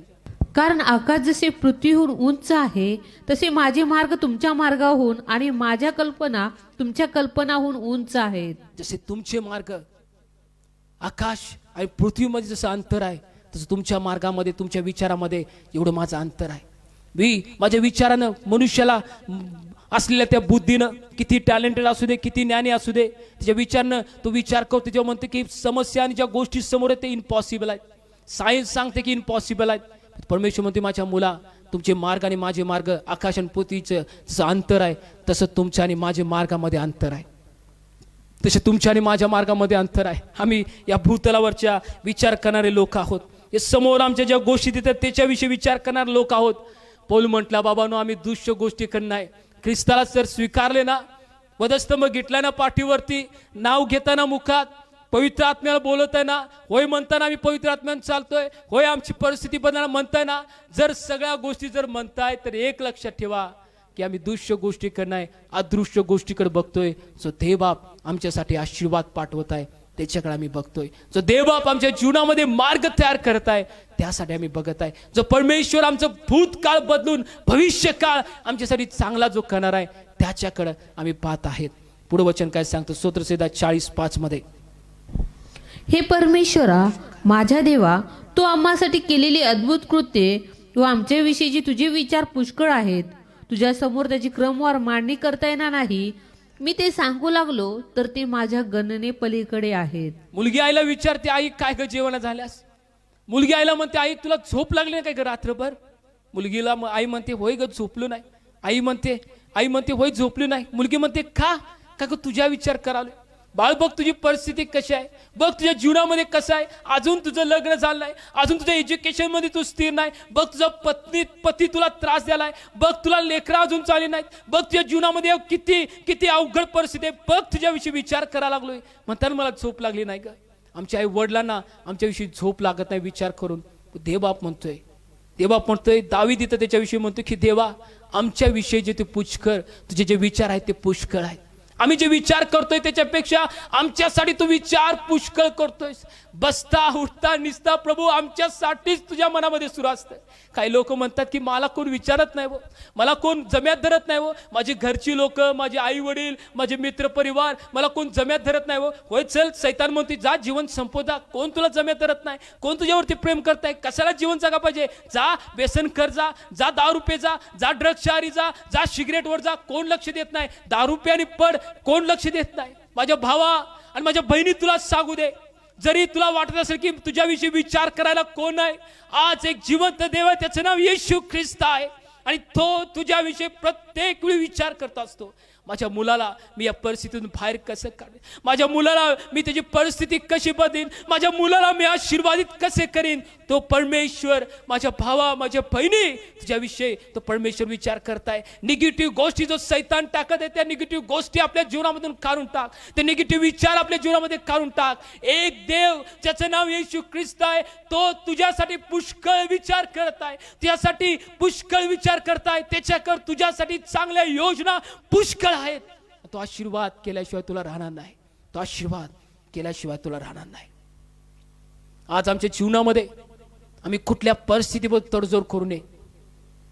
काही लोक परिस्थिती बदलत नाही म्हणून ख्रिस्तामध्ये राहून सुद्धा चुकीच्या गोष्टी करत असतात, चुकीच्या गोष्टीमध्ये जातात, चुकीच्या पद्धतीनं काम करणं, चुकीच्या पद्धतीने व्यवसाय करणं, या गोष्टी ते आहारी जातात. परिस्थिती परमेश्वर बदलणार जे नीतिमान आहेत. तर वचन आम्ही वाचलेलं आहे स्तोत्रसंहिता 34:19 मध्ये, नीतिमानाला तर फार कष्ट असतात पण परमेश्वर हे प्रत्येक गोष्टीतून त्यांना सोडवणार आहे, प्रत्येक गोष्टीतून. पण रूथ विषयी जर आम्ही विचार करतोय, रूथ एक नॉन बिलिव्हर व्यक्ती, तिला काही येशू ख्रिस्त किंवा तिला देव माहीत नव्हता, यहोवा परमेश्वर तिला काय माहीत नव्हता.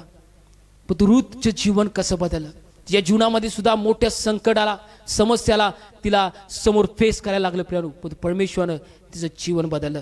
रूथ याचा पहिला अध्याय 16 आणि 17 वचनाकडे आम्ही वळणार आहोत, तिथं जाणार आहोत, त्या वचनाचा आम्ही अभ्यास करणार आहोत. थोडा वेळ, मी जास्त वेळ घेणार नाही प्रियानो, थोडा वेळ मी वचनातून सांगून आम्ही प्रार्थना करणार आहोत. रूथ याचा पहिला अध्याय 16 आणि 17 वचन. रूथ याचा अर्थ इनामी स्त्री किंवा इनामदार स्त्री किंवा एक प्रामाणिक स्त्री. रूथ याचा अर्थ प्रियानो, रूथ याचा पहिला अध्याय 16 आणि 17 वचन. रूथ म्हणाली, मला सोडून जा आणि माझ्या मागे न येता परत जा असा मला आग्रह करू नका. तुम्ही जेथे जाल तेथे मी येईन, तुम्ही जेथे राहाल तेथे मी राहीन. तुमचे लोक ते माझे लोक, तुमचा देव तो माझा देव. तुम्ही मराल तेथे मी मरेन व तेथेच माझी मूठमाती होईल. मृत्यूखेरीज करून तुमचा माझा कशानेही वियोग झाला तर परमेश्वर मला तदनुसार पारिपत्य करो किंबहुना अधिक करो. पण जेव्हा रूथ याचा पहिला अध्याय तुम्ही वाचताय, तर रूथ जेव्हा आम्ही पहिला अध्याय 16-17 वचन वाचते, रूथ आपल्या सासूशी बोलत आहे, तिचं नाव नामी आहे. आणि प्रियानु, ही जी स्त्री नामी, हिला पती होता आणि त्याच्यानंतर 2 पुत्र होते. त्या 2 पुत्र आणि या 2 सुना, एक दुसरी एक सुना होती, तिचं नाव तिचं नाव अर्पा होतं आणि हिचं नाव रूथ. तर प्रियानु, ती बेथलेहममध्ये राहणारी व्यक्ती होती, यहुदामध्ये राहणारे हे कुटुंब होतं. आणि ही जी नामी होती आपल्या 2 सुनांना घेऊन, 2 आपल्या जो मुलं होती त्यांना घेऊन, आपल्या पतीला घेऊन जेव्हा बेथलेहममध्ये दुष्काळ पडला, ती मोआब देशामध्ये जाऊन राहते. प्रियानो, मोआब देशामध्ये जाऊन राहते. या गोष्टी सुद्धा रेव्हेलेशन वेगवेगळ्या गोष्टी आहेत प्रियानो, परंतु आज आपला मुद्दा वेगळा आहे. जेव्हा ती देवाचं घर बेथलेहेम सोडून जेव्हा मोआबमध्ये जाते, की जिथं यहोवा परमेश्वराला कोण ओळखत नाही, जेव्हा तिथे जाते, तिच्या 2 मुलं आणि तिचा पती त्या ठिकाणी मरतो. मेल्यानंतर अर्फा आणि रूथ या 2 सुना असतात. एका सासूविषयी आणि सुनेविषयी असलेले प्रेम याच्यातून आपल्याला समजेल प्रियानो, किती प्रेम असतं सुनेचं आणि सासूचं. असं प्रेम आता पाहण्याला क्वचित मिळतं, क्वचित असे सुनच आणि सासूचं प्रेम पाहायला मिळतं प्रियानो. पण रूथ आणि नामीमध्ये असलेलं जे सुनच आणि सासूचं प्रेम होतं, या गोष्टी आम्हाला रूथ या पुस्तकामध्ये पाहायला मिळतात. 4 अध्याय त्याच्यामध्ये प्रियानो, तुम्ही पाहू शकताय. रूथ पुस्तक तुम्ही वाचा, जे सुना आहेत, ज्या सासू आहेत, वाचा, रिलेशन समजेल, कशा रीतीनं आम्ही घरामध्ये सुना आणि सासूनं वागलं पाहिजे याच्यातून समजेल प्रियानो. 16 आणि 17 मध्ये ती म्हणते की, तिच्या अगोदरचे वचन वाचाल तर नामी त्याला म्हणते की, बाबा त्या मुलींना म्हणते की तुम्ही आता जावा, माझी जी मुलं आहेत आता मेलेले आहेत आणि माझ्याबरोबर कशाला तुमचं तारुण्य तुम्ही खर्च करायला लागलाय. जावा, तुम्ही आपापल्या गावामध्ये जावा, आपल्या आई वडिलांकडे जावा, दुसरं लग्न तुम्ही करून घ्या, पती कोणतरी शोधा. माझ्याबरोबर येऊन काय करायला, मी आता वृद्ध झालोय, माझंच मला पोट भरायचं अवघड आहे, तुमचं पोट कशी मी भरू. जावा म्हणतोय ती म्हणत्या, जावा तुम्ही. अर्पा जी असते पहिला नाही म्हणत्या, परंतु ती जास्त फोर्स केल्यानंतर अर्पा म्हणत्या ठीक आहे मी जातो. अर्पा जी एक सून असते सोडून जात्या, पण रूथ म्हणत्या मी तुम्हाला सोडून जाणार नाही, मी तुम्हाला सोडून जाणार नाही, जिथं कुठं तुम्ही जाशीला मी तिकडे येईन. परत आम्ही ते वचन वाचा 16 आणि 17. रूथ म्हणाली मला सोडून जा आणि माझ्या मागे न येता परत जा असा मला आग्रह करू नका. तुम्ही जेथे जाल तेथे मी येईन, तुम्ही जेथे राहाल तेथे मी राहीन. तुमचे लोक ते माझे लोक, तुमचा देव तो माझा देव. तुम्ही मराल तेथे मी मरेन व तेथेच माझी मूठमाती होईल. मृत्यूखेरीज करून तुमचा माझा कशानेही वियोग झाला तर परमेश्वर मला तदनुसार पारिपत्य करो किंबहुना अधिक करो. काही वर्ष रूथ त्या नामी बरोबर आणि तिचा जो पती होता किंवा सासरा होता त्यांच्याबरोबर तिने जीवन जगलं होतं. आणि जे कुटुंब देवावरती विश्वास ठेवणं होतं, विश्वास ठेवणारं होतं, यांच्याकडे बघून जे यहोवा परमेश्वर आहे, जो देव आहे, याच्याविषयी रूथला थोड्या गोष्टी माहीत झाल्या होत्या प्रियानो. ती म्हणते एक निर्णय, मोठा निर्णय, एक जी येशूला, ती देवाला न ओळखणारी एक स्त्री, एक मोआबी स्त्री, एक एक अनबिलिव्हर स्त्री जिच्या समोर तिचं तारुण्य होतं, या समोर मोठमोठ्या गोष्टी तिला करता आल्या असत्या. पतीचं मेलेलं आहे आणि सासू स्वतः म्हणलं की बाई तू आता जा आणि आपल्या घराकडे जा आणि तू संसार कर जा, दुसरा पती बघ आणि जा लग्न कर जा. पती रूत म्हणते मी नाही. ती एक निर्णय महत्वाचा घेते. 16व्या अध्याय वचनामध्ये ते लिहिले प्रियानो. ती एक गोष्ट तिथं म्हणते, माझ्या सासू नामी मला तुम्ही जावा म्हणू नका, तुमचा देव तो माझा देव आहे. आत्तापासून तुमचा देव तो माझा देव आहे, तुमचा देव तो माझा देव. याकोबानं सुरुवात केली बेथेल ठिकाण जे देवाचं घर, तिथून सुरुवात केली. आणि जी मोवाबी स्त्री मोवाबी देशामध्ये देवाच्या घरातून गेली होती, परत देवाच्या घरात आली. सुरुवात देवाच्या घरामध्ये असते प्रियानो, सुरुवात देवाच्या घरामध्ये असतात. आशीर्वादाची भरपुरी देवाच्या उपस्थितीमध्ये आणि देवाच्या घरामध्ये असते. ही बाहेर गेली होती, देवाचं घर सोडून बाहेर गेले होते, पुन्हा एकदा देवाच्या घरात ते आली. पुन्हा एकदा देवाच्या घरात आली. रूत म्हणाली, मला म्हणू नका की तुम्ही सोडून जावा, मी तुमच्या बरोबर राहणार, मेल्यानंतरच आपली दोघांची ताटातूट होणार. तुमचा देव तो माझा देव, तुमचा देव तो माझा देव. त्यानं एक रूतनं चांगली निवड केली होती, एक चांगल्या गोष्टीची निवड त्या रूतनं केली होती प्रियानो. पुढे आपण वचन वाचूया, रूत याचा 2रा अध्याय आणि 2रं वचन. मोआबी रूत नामीस म्हणाली, मला शेतात जाऊ द्या, म्हणजे कोणाची मजूर कृपादृष्टी झाल्यास त्याच्या मागून मी धान्याचं सर्व वेचित जाईन. ती म्हणाली, मुली जा. आता रूतनं जीवनामध्ये विचार केला असेल, निगेटिव्ह गोष्टी सैतान मनात रूतच्या सुद्धा बोलला असेल, अगं इथं देवाच्या घरात तू आल्यास आणि देवाच्या घरात आल्यास तरी इथं आता तुला कष्ट लागलाय, सासू तर तुझी म्हातारी झाल्या, तुला सासू पोटाला काही घालणार नाही, कसं मिळू शकत्या, जा परत, कशाला इथं बेथलेमध्ये आल्या, जा आपल्या हिशोबाने जीवन जग जा, ऐश्वर्यामध्ये जीवन जग जा, कशाला इथं आल्यास. सैतान बोलला असेल आणि प्रत्येकाशी तो बोलत असतो. जे लोक तुम्ही पाहत आहात, सैतान प्रत्येकाशी येऊन बोलतो, निगेटिव्ह गोष्टी बोलत असतो. आम्ही जेव्हा इतर लोकांसाठी प्रार्थना करत असतो, सैतान येऊन बोलतोय, ते काय बरा होणार नाही रे, कशाला प्रार्थना करायलायस, ती व्यक्ती काय हील होणार नाही, तिच्या प्रश्नातून तो सुटणार नाही. सैतान बोलतोय, तो देवाचा आत्मा त्यावेळी आम्हाला चालवत असतो प्रियानो. आणि जेव्हा ते सैतानाचं न ऐकता आम्ही जेव्हा देवाचं ऐकतोय, लोकांच्या जीवनामध्ये मिराकल झालेले आम्ही पाहत आहोत प्रियानो. जे सेवक जे सेविका विश्वासानं प्रार्थना करतात, ते बाप जे लोकांना हील करतो, ते आपल्या जीवनामध्ये अद्भुत कार्य बघतात प्रियानो. रूतला सैतान कानात बोलला असेल की जा, कशाला थांबल्यास, बघ आता तुला कष्ट करायला लागते, सासूला काय तुला कष्ट करायला नाही, आता ह्या सासूला तुला घालायला पाहिजे, सासू तुझ्यावरती ओझ आहे. भरपूर बहिणी म्हणतात, सासू सासरे आई वडील भरपूर भाऊ म्हणतात आमच्यावरती ओझ झालेला आहे. भरपूर भाऊ म्हणतात आम्हालाच चालवायचं अवघड झालंय, आम्हालाच आमच्या गरजा भागवायला अवघड झाल्यात, आणि आता हे कुठं घेणार, हे ओझ कुठं घेणार. काही लोक ऐकलं आम्ही, मेट्रो सिटीमध्ये जेव्हा लग्न जुळवायला जातात, जेव्हा मुलगीकडे जातात, मुलगी स्टँडर्ड कॉलनी असतात, तिथं स्टँडर्ड लोक असतात, स्टँडर्ड बसणं उठणं, स्टँडर्ड बोलणं, स्टँडर्डच्या सगळं त्यांचं स्टँडर्ड असतं, बोलणं सुद्धा स्टँडर्ड असतं. ते जेव्हा मुलगा तिथे जातोय, मग मुलगीला पसंत करतात आणि डेटिंगला पाठवतात, भेटायला जातात, कॉफी प्यायला जातात. ते कॉफी प्यायला गेल्यानंतर मुलगी पहिला प्रश्न विचारते, तुझ्या घरात तर जुनं फर्निचर नाही ना. पोरगं म्हणते जुनं काय नाही, आता नवीनच केले फर्निचर, आणि काय तुला वाटते का नाही, तू ये आणि आपण नवीन करूया की. ती म्हणते बाबा त्या फर्निचर विषयी मी बोलत नाही. मग कुठलं फर्निचर, तुझे आई वडील, तुझ्या घरात जर ते जुनं फर्निचर असेल तर बाबा मी काय लग्न करणार नाही. पोरग पण पोरगीला भाळलेला असते, जुनं फर्निचर, जे आई वडील एवढं सांभाळलं, कष्ट केलं, मोठं केलं, आपला त्याग करून पोट मारून मुलाला उभा केलेला असते, मुलाचं कल्याणासाठी बघत असतात. सून आल्या महिन्यात 2 महिन्यात जी लोक म्हणतात जुनं फर्निचर उचला आणि अनाथ आश्रममध्ये नेऊन टाका, अनाथ आश्रममध्ये नेऊन टाकतात. आई वडिलाला काय लोक सोडतात आणि सेपरेट राहतात, कारण आता त्यांना जुनं फर्निचर नको आहे, हे नवीन फर्निचर आहे. आणि ह्या नवीन फर्निचरना माहित नाही की एका दिवस हे पण जुनं होणार आहे, आणि हे जेव्हा जुनं होईल, जेव्हा ह्या रीतीने पेरणी केला, हे सुद्धा जुनं फर्निचर कोणतं उचलून फेकणार आहे, हे त्या लोकांना माहित नसतं. डोळा आंधळ झालेले असतात, जगामध्ये स्टँडर्ड गोष्टी पाहिलेल्या असतात. त्यांना वाटते की आम्ही कधी म्हाताराच होणार नाही, त्यांना वाटते की आता आमचे कधी हात कधी थरथरणार नाही, त्यांना कधी वाटते की आता आम्ही असंच आहे, शेवटपर्यंत असंच राहणार. जुनं फर्निचर. ऋतू म्हटली की जाऊन ती कष्ट करत्या, ती म्हणते मी जातो सासूबाई, मी जातो आणि कष्ट करतो, पोटाला काय तर आणायला पाहिजे, जात्या ती कष्ट करत्या. रूथच्या जीवनामध्ये जे काही कल्याणकारक गोष्टी झाल्यात वचन आम्हाला शिकवतात प्रियानो. 3रा अध्याय आणि 5वं वचन. रूथ याचा 3रा अध्याय 5वं वचन. ती म्हणाली, तुम्ही सांगता ते सगळे मी करीन.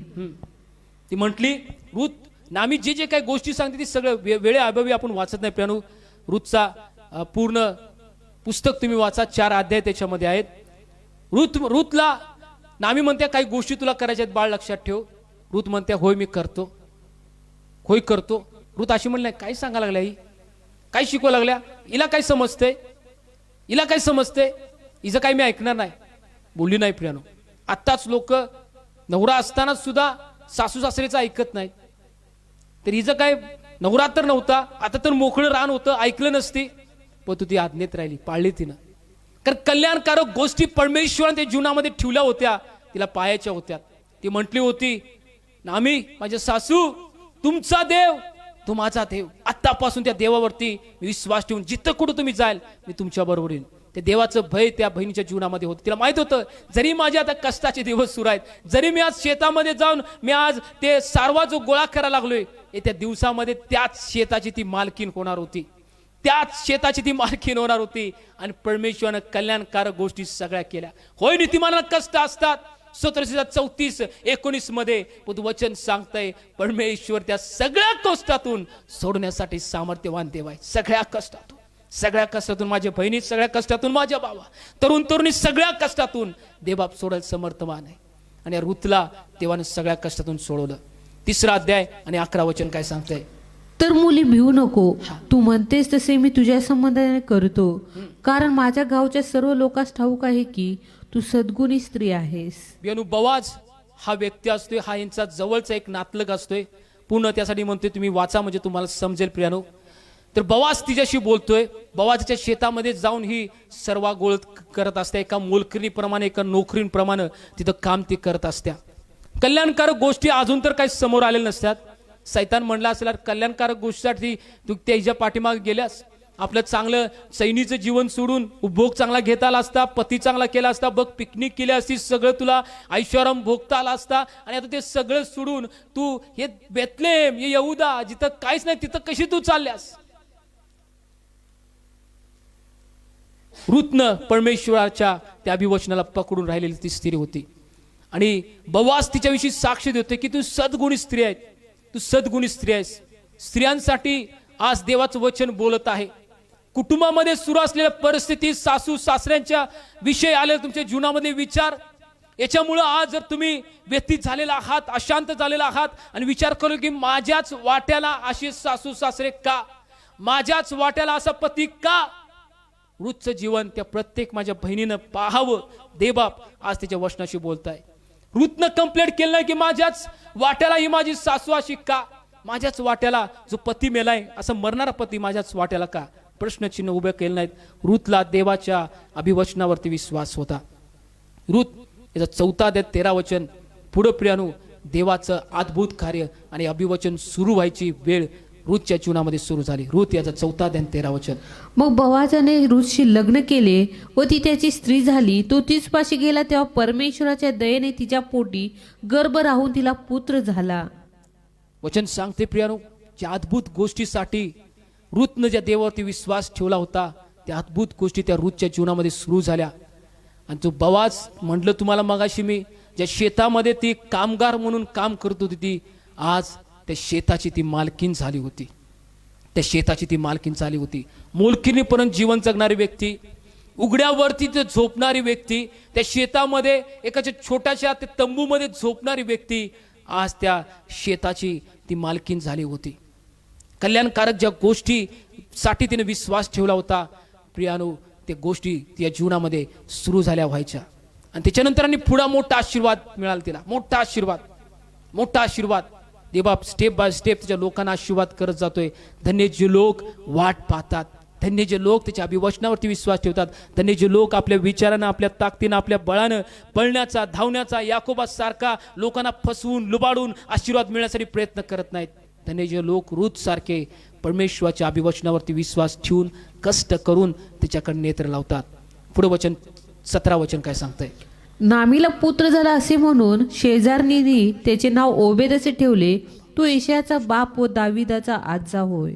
पण रूथला मुलगा झाला, नामीचं नाव तिथे लिहिलंय, तिची ती आजी. पण रूथला मुलगा झाला आणि हा मुलगा कोण होता प्रियानो, तर दाविदाचा आजा ओबेद त्याचं नाव, दाविदाचा आजा. आणि प्रियानो जर आम्ही मत्थेमध्ये जेव्हा वाचतोय तर दाविदाच्या वंशातूनच येशू ख्रिस्ताचा जन्म झाला. एक नॉन बिलिव्हर व्यक्ती, एक आपल्या जीवनामध्ये आपल्या पतीला गमवून दुःखामध्ये आपण जीवन जगणारी व्यक्ती, एक कष्टामध्ये जीवन जगणारी व्यक्ती, काही होप नव्हता, काही आशा नव्हती, या परिस्थितीमध्ये जगणारी ती व्यक्ती होती. पण तू प्रियानो जेव्हा अभिवचनावर तिने विश्वास ठेवला, देवाने जेव्हा आशीर्वाद द्यायला सुरुवात केली, मागण्याने कल्पनेपेक्षा देणार जो आशीर्वाद देवाने द्यायला सुरुवात केला, फक्त रूथच्या मनात असेल की माझं लग्न फक्त तेवढं होऊ दे, मुलगा फक्त होऊ दे. देव म्हणला फक्त लग्नच काय म्हणतेस, फक्त मुलगाच काय म्हणतेस, तुझ्या पोटी असा जन्माला येईल, त्याच्या पोटी असा एक व्यक्ती जन्माला येईल की तो या देशाचा राजा होईल. आणि दावीद जो प्रियानो त्याचा नातू रूथचा, त्या देशाचा तो राजा झाला. आणि येशू ख्रिस्त नव्या करारामध्ये मत्थे जेव्हा मी वाचतोय त्या वंशातून येशू ख्रिस्ताचा जन्म झाला. आज आमचं जीवन त्या देवाच्या अभिवचनाकडे असू दे. रोमकरा 7:28, प्रभू माझं जीवन आज मी सरेंडर करतो, माझं जीवन मी तुला देतो, मला जसं बनवायचं आहे तसं बनव. माझा एक विश्वास आहे प्रभू, आज नाही उद्या माझ्या जीवनामध्ये कल्याणकारक गोष्टी तू करणार आहेस. मी तुझे चरण सोडणार नाही प्रभू, मी तुझं अभिवचन सोडणार नाही, जे नियमाप्रमाणे चालायचं मी सोडणार नाही प्रभू. मी तुझ्यावरती विश्वास ठेवतो, माझं जीवन तू आशीर्वादित करणार. स्तोत्रसंहिता 40:17 मध्ये देवाचं वचन आम्ही काय वाचूया. मी तर दीन व दरिद्री आहे, तरी प्रभूला माझी चिंता आहे. माझा सहाय्यकारी व माझा मुक्तिदाता तू आहेस. हे माझे देवा, विलंब लावू नको. देव विलंब लावणार नाही प्रियानो, नाही विलंब लावणार. जे लोक त्याच्या अभिवचनात धरून राहिल्यात तो विलंब लावणार नाही. दीन दरिद्र तुम्ही ऐकाय, चिंता करू नका, कारण चिंता तुमची प्रभू करायला आहे, चिंता तुमची प्रभू करायला आहे. सर्व चिंता त्याला समर्पित करा, सर्व चिंता त्याला द्या, तो चिंता तुमची करायला आहे. आज याकोबासारखं तुम्ही दुसऱ्याच्या घरामध्ये जाऊन, दुसऱ्याच्या गावामध्ये जाऊन एका परदेशासारखं जीवन तुम्ही जगालाय काय? परमेश्वर याकोबाला आशीर्वाद करणारा देव. याकोब म्हणला, देवा मी काठी घेऊन बाहेर आलो, हे यार्देन उतरून मी काठी घेऊन आलो, माझ्या 2 टोळ्या तू केल्यास. देवा मी तुला धन्यवाद देतो. रूथ म्हटली, एक सामान्य स्त्री मी होतो, त्या शेतामध्ये काम करणारी मी एक व्यक्ती होतो, त्या शेताचं मला मालक केलंस. आणि प्रभू तुझ्या वंशावळीमध्ये माझं नाव सुद्धा तू घातलंस, माझ्या वंशाचं नाव तिथं आलं, माझ्या नवऱ्याचं ते बव्वाचं नाव तिथं आलं. आणि प्रभू माझ्या जीवनामध्ये तो अद्भुत कार्य केलास. प्रभूला तुमची चिंता आहे, तुम्ही दीन दरिद्र आहात काय, परिस्थिती बिकट आहे काय, प्रभूला तुमची चिंता आहे. स्तोत्रसंहिता 139 आणि 7 वचन. मी तुझ्या आत्म्यापासून कोठे निघून जाऊ, Yes. मी तुझ्या समक्षतेपासून कोठे पळून जाऊ. येस, आज हा वचन, हा करार आज आम्ही परमेश्वराशी करूया की प्रभू मी तुझ्या आत्म्यापासून कोठे पळून जाऊ, मी तुझ्या उपस्थितीपासून कोठे पळून जाऊ. प्रभू तुझ्या घरापासून मी सुरुवात करतो. याकोबनं बेतेल पासून सुरुवात केली, रूथनं बेथलेहेम पासून सुरुवात केली, जे देवाचं घर. आशीर्वाद तिच्या जीवनामध्ये सुरू झाला प्रियानो, आशीर्वाद. रोम 8:28, जे काय करणार ते प्रभू कल्याणकारक करणार.